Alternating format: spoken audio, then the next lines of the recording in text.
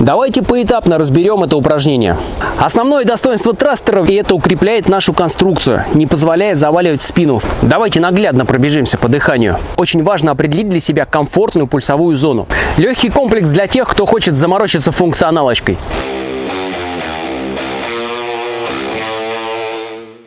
Дорогие друзья, с вами Сергей Каширин, и я рад вас приветствовать в своем спортивном блоге. Сегодня мы разберем такое сложное функциональное упражнение, как трастер или выталкивание. Это упражнение может быть как силовым, так и аэробным. Все зависит от веса снаряда. Вы можете с ним худеть, тренировать силовые показатели и наращивать мускулатуру. Выбор за вами. Основное достоинство трастера в его функциональности. Он очень круто тренирует наши нейромышечные связи. Состоит он из приседа и жима. Но когда мы объединяем два этих движения в одно, мы включаем в работу все наше тело. Одни мышцы поднимают гирю, другие мышцы стабилизируют положение тела. Если вы еще не знакомы с трастером, то сейчас настал тот момент, когда вы с ним познакомитесь, а я этому поспособствую.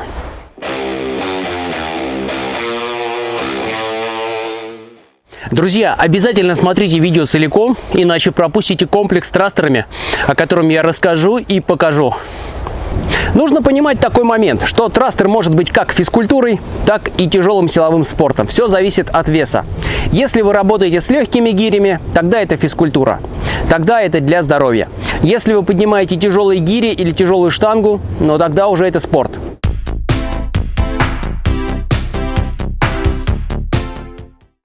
Давайте поэтапно разберем это упражнение.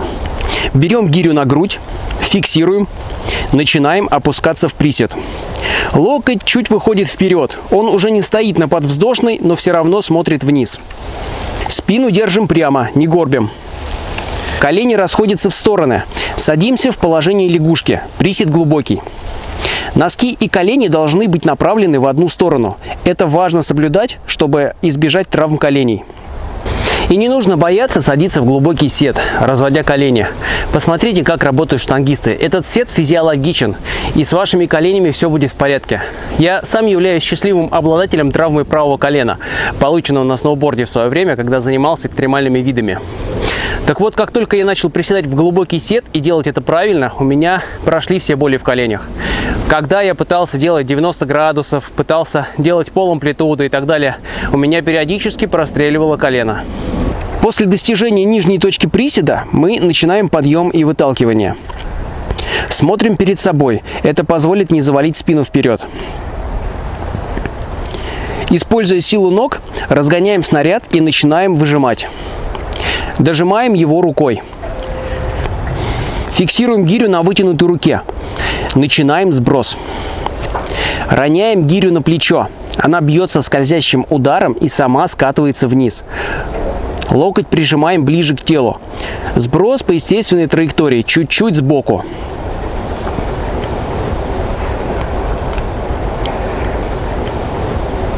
Давайте наглядно пробежимся по дыханию.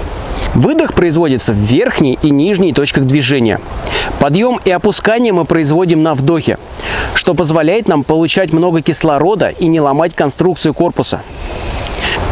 Грудная клетка раздувается, и это укрепляет нашу конструкцию, не позволяя заваливать спину вперед или назад.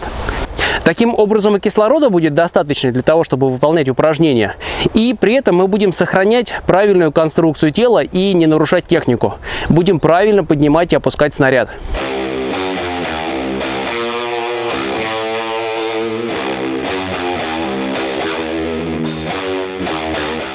Друзья, пишите обязательно в комментариях, гири какого веса у вас есть в доступности, какие гири живут у вас дома. Для меня это очень важно, чтобы в дальнейшем я мог все комплексы адаптировать под ваши снаряды. Таким образом мы сможем тренироваться вместе. Жду ваших комментариев. Важным моментом является прямая спина, и всегда нужно за этим следить.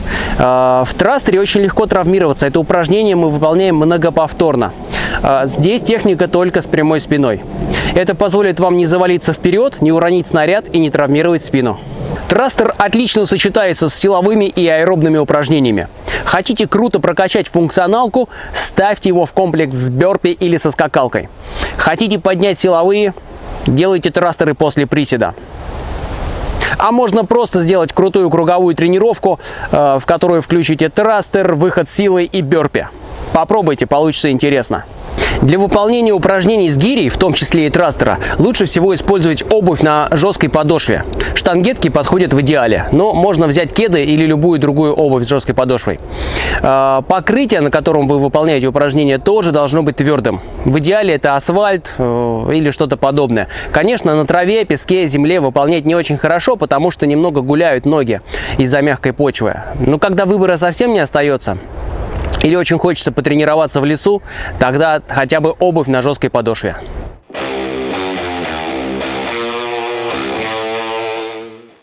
Легкий комплекс для тех, кто хочет заморочиться функционалочкой.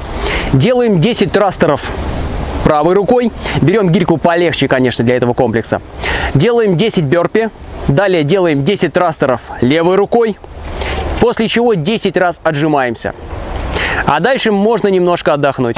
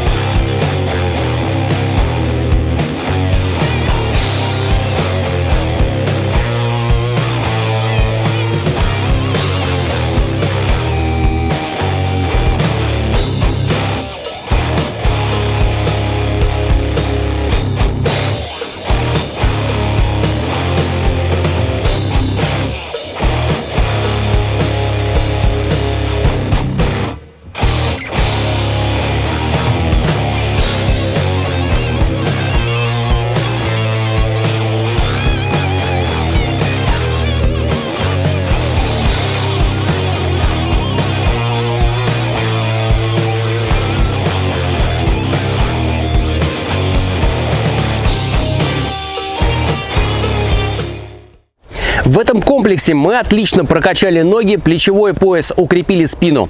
Помимо всего прочего, бонусом он тренирует функциональные системы нашего организма. Мы тренируем дыхательную систему, сердечно-сосудистую систему, работаем над общей выносливостью. Если эти параметры вам интересны, и вы не только качаете мышцы, то обязательно выполняйте подобные интервальные комплексы. Для выполнения интервальных круговых тренировок очень важно определить для себя комфортную пульсовую зону. У всех она будет индивидуальной. Бесполезно смотреть таблички в интернете, где расписано там здесь аэробная, здесь анаэробная. Это не всем подойдет и не все подойдут под этот стандарт.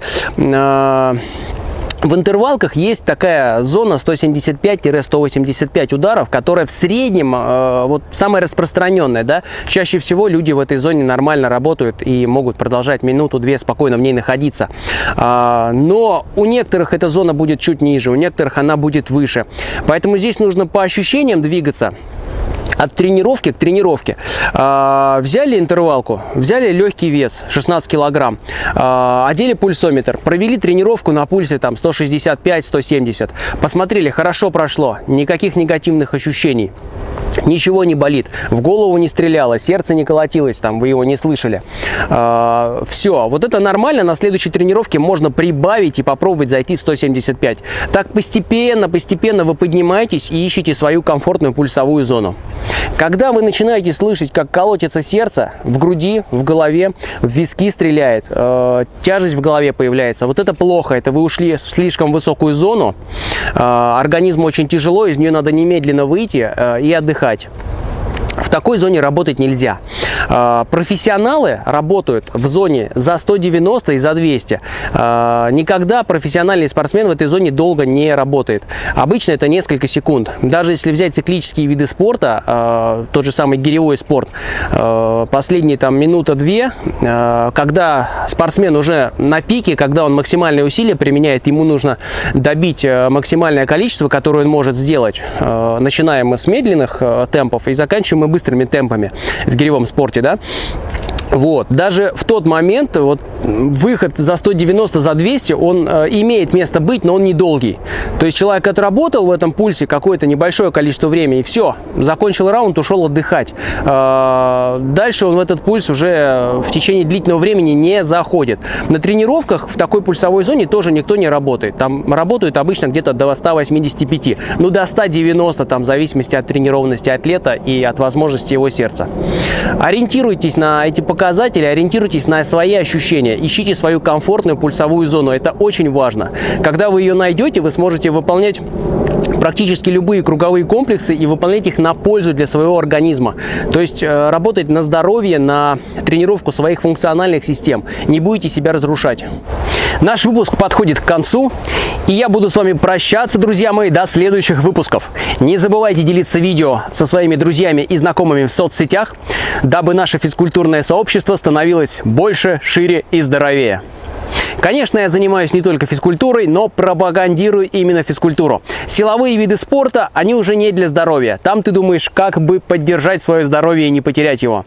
Физкультура развивает здоровье, позволяет вам быть крепкими, сильными, здоровыми и целеустремленными в жизни. Поэтому занимайтесь физкультурой, наслаждайтесь жизнью и до новых встреч. Всем пока!